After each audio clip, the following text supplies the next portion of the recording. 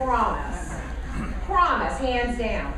So I'm also kind of excited because the person that invited me to come and speak, I went to high school with, Miss Sweet Stacy McKay. Y'all know Stacy? She looks exactly the same from high school. Like the exact same, this is exactly who she was in high school. Now I have gotten cuter over the years, don't you think? I, on the other hand, have progressed a little bit, Stacey. You still look like the 18-year-old girl that I went to high school with, so I want to thank Stacey for that. And you guys were a lot of fun last night. I was out there boogieing down. When we got to the 70s and the 80s, that's when I was able really to make it happen, that 20s music. Who thought of that? Like, right? Like, come on, we're never going to be able to boogie to that. So, anyways, all right, so we're going to get started here eventually. So I'm Coach Jenn Lee, and I actually go by Coach Jenn Lee because people just started calling me Coach Jenn. And my background is that I worked in corporate America for about 25 years. And I started at a really tiny little company. I went to college in Lakeland, Florida. And anybody, Florida Southern Moccasins? Go Mocs, right? Basketball, that was all we were known for in the big hill in Publix. Right, exactly. Okay, so in Lakeland, Florida, and I was a cashier at the Publix there in Grove Park Plaza. And this guy came over and he goes, "What are you doing?" I'm like, "I'm going to this overpriced college, you know, learning this biblical stuff that I know I already know, and I'm wasting my parents' money because I'm bored out of my mind." And he's like, "Why don't you come work for me?" And so I showed up to his office right around the corner, and he said, there was this company called Marriott. Anybody familiar with Marriott? He said, "They just bought my company, and I need someone to kind of like start selling. I don't know what we're doing." They've done this thing, they're calling this thing called a timeshare, right? So Marriott Corporation had purchased this company called American Resorts. We were literally 4 people working in this office as we launched Marriott Timeshare Resorts. And what I learned from that, and I was the first salesperson, I was the person that called and bugged you and said, "Hey, you're a Marriott Marquis member, would you like to cash in 25,000 points and come to Hilton Head Island and learn all about timeshare?" I was the very first person to do that in the Marriott world. And so we grew that. That got a little bigger than the 4 people. I don't know if you're familiar with them or not, but they have like huge offices now. And the reason I share that story with you is because through the years, I got an opportunity to work for a lot of these startups, these entrepreneurs, these crazy people that have these wild ideas, or they've got these big goals, but they start out with 2 or 3 people. Anybody in here work in a business or have a business where it's like 2 or 3 of you guys, or maybe even 1 of you? How about less than 5? How many have less than 5 people? Right? Like, you're tired, right? There's a lot of shit you gotta do when you own your own business. That's an example of a swearing. How am I doing so far? Do I need to do? It's not like I'm gonna change my mind or anything, but anyhow, so anyway, there's a lot to do, but what I like about that, stand by, there's pictures being taken. Thank you. In the future, if you want to take a picture of me, you got to stand up, tilt down, because I look better that way. A flash. Here we go. A little selfie action. We'll do it together. Let's do it right now. You want to do a selfie right here? Let's do it right now. This is how I roll. Oh my God, we're so cute. Adorbs. Make sure you Facebook that. All right. So Instagram filter number 3 is the best one for me. I don't know about you. But anyway, so I got to work. It's a lot of work when you're an entrepreneur and you work for yourself, right? And so over the years, I kept working for entrepreneurs. They grew into these big businesses. So I picked up all these techniques, and I was paying attention. You know, I was a very curious person. I was paying attention all along, and as I went through the ranks, I'd get to like a certain position within the organization, and then I'd be like, I don't want to be here, right? It's too much responsibility. I got to deal with these sales people. They don't do what I tell them to do. Does anybody like get pissed off when your customers don't do what you tell them to do? I was talking to somebody about that last night, right? All you need to do is this: sign this paper, present this lease, make sure they check this box, and we're covered. And then they don't do it. Doesn't that irritate you? Mm-hmm. They're like paying you, and they're still not listening to you, right? So I just couldn't handle that any longer. And fast forward many, many more years, and I'll share some other stories along the way that are applicable, and those that aren't, just because I like to share stories. And in 2008, I was in the real estate industry when it was doing this, in Orlando. And then when it started to go like this, I was like, I don't want to be in this industry anymore. And a couple things were happening. One, I was getting bored out of my mind yet again. And number 2, something really important happened. I live in Oviedo, Winter Springs. Anybody from Oviedo, Winter Springs? In the house, right? Where do you live? I'm in Tuscaloosa. Oh my God, we could be neighbors. I live in the Lakes District. They call it the Lakes, Superior, Erie, Michigan. Anybody know the rest? It spells out homes. You should know this. You're in the home industry. It spells out homes. Huron, Ontario. Anyways, so that's where I live. We should have wine. So anyway, so I'm in. Do you remember that little hardware store that the Sonic is there now? Or it's actually, yes. Remember that hardware store that was there? So when the Home Depot and Lowe's came into town, and they literally are 1.5 miles away from one another. That's how confident they both were. Home Depot opened, then Lowe's opened. Then there was this little hardware store that had been in business for like, it must have been 99 years, because that's how old some of his stuff was that he had at the very top of the shelf, right? You know that shelf that's got all the dust up there? You're like, dude, nobody needs that stuff, but he's keeping it. He's the hoarder of hardware stores, right? So he went out of business, literally within just probably 4 or 5 months. Now I'm not sure if he actually closed because he was like, what am I doing here? Or if he went out of business because he felt like you couldn't compete any longer. And that saddened me. And the reason it saddened me was because he was a special store. And I still went in there. My husband was super close. I didn't want to wait in a long line at Home Depot and at Lowe's. I could run in and get a zip tie or a battery or whatever I needed from that hardware store. And so I said to myself, I have all these years of amazing experience, and I'm pretty darn smart. And super cute, too. Let's establish that right from the get-go. I've got puffy eyes, but other than that, don't you think I'm cute? I haven't convinced this man back here. I'm going to sit there and look at you. Okay, now he says I'm cute.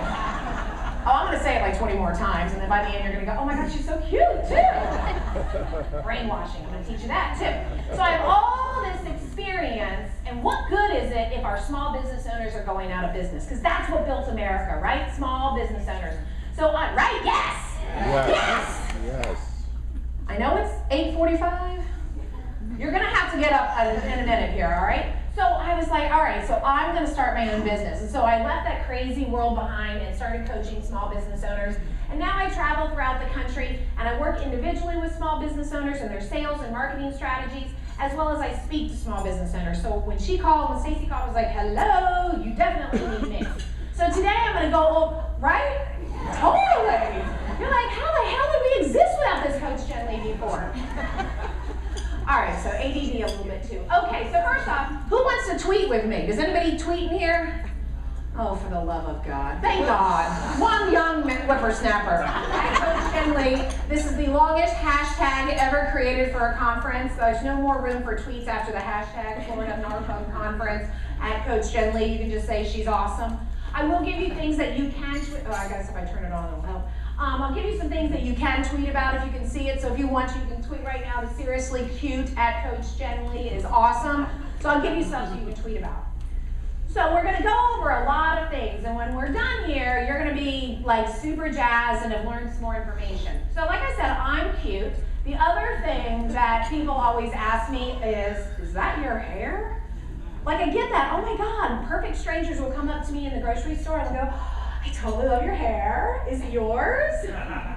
Yes, it's my hair. It's a bit of a mess today, but my hair is real, so if you were wondering, you can come up and touch it if you'd like. The cuteness continues. I am a grandmother. There's my 1-year-old granddaughter, Miss Eliza.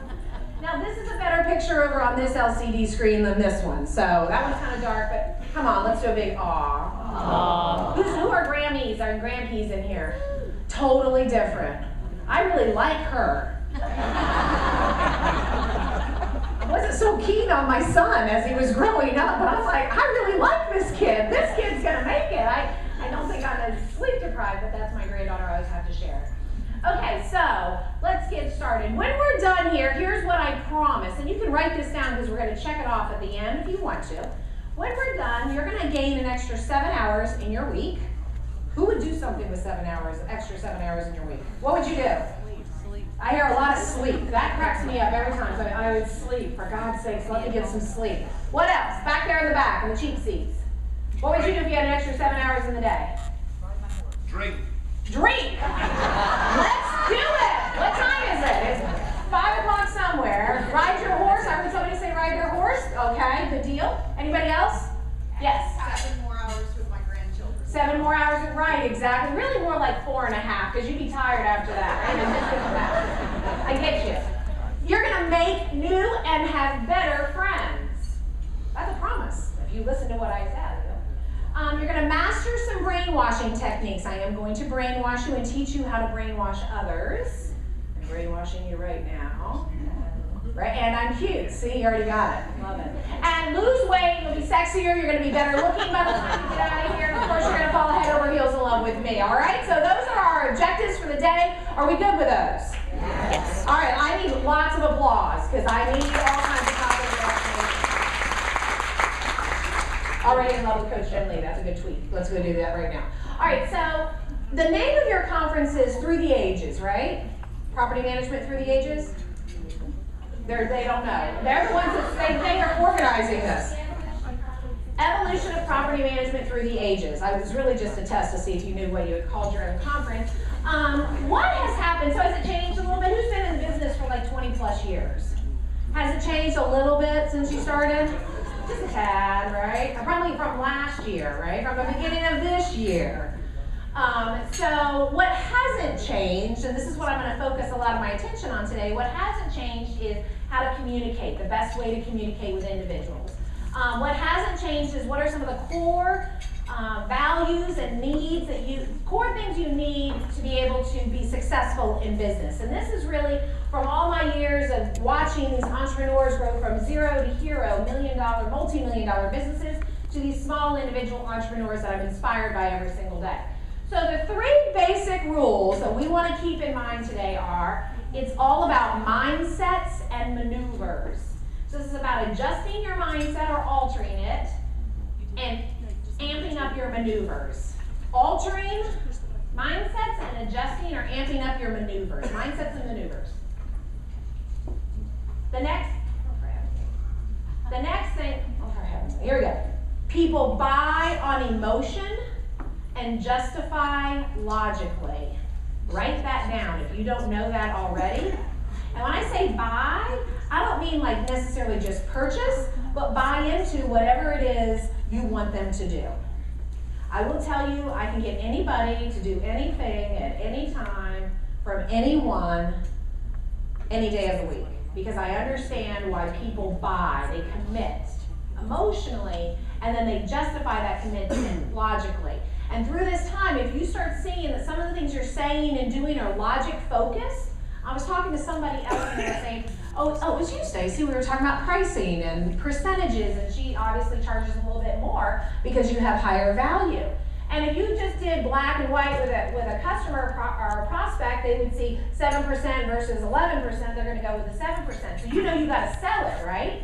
So this is about emotionally getting them involved. And then the last thing is brainwashing is an improved tactic. And I just realized I have brainwashing in here like 5 times, so I don't really want you to think I'm really brainwashing you, but I really am. Okay, so 3 basic rules.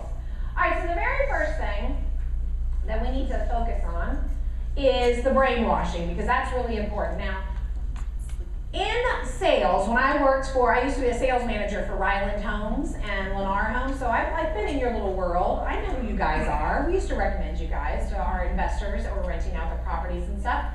One of the things that I learned was from this amazing man. His name is Charles Clark, and I don't think he's even alive anymore because I checked out his website. It hasn't been updated in quite some time. And is he alive? Have you met him? That's his little heart, but he's a genius, and I talk about his program all the time. So he created this program called BOLT, all right? And it's, anybody heard of it before I keep moving on besides this young lady over here, BOLT? So BOLT stands for Bulls, Owls, Lambs, and Tigers. Bulls, Owls, Lambs, and Tigers. And the premise of this is that we all have a core personality, like a main personality that comes out. It's kind of our main way that we communicate with people. And you're either a bull, an owl, a lamb, or a tiger. So there's 4 of them, right? So let's say you're a bull, right? So the premise is, if you're a bull, you're basically pissing off 75% of the people around you at any given time.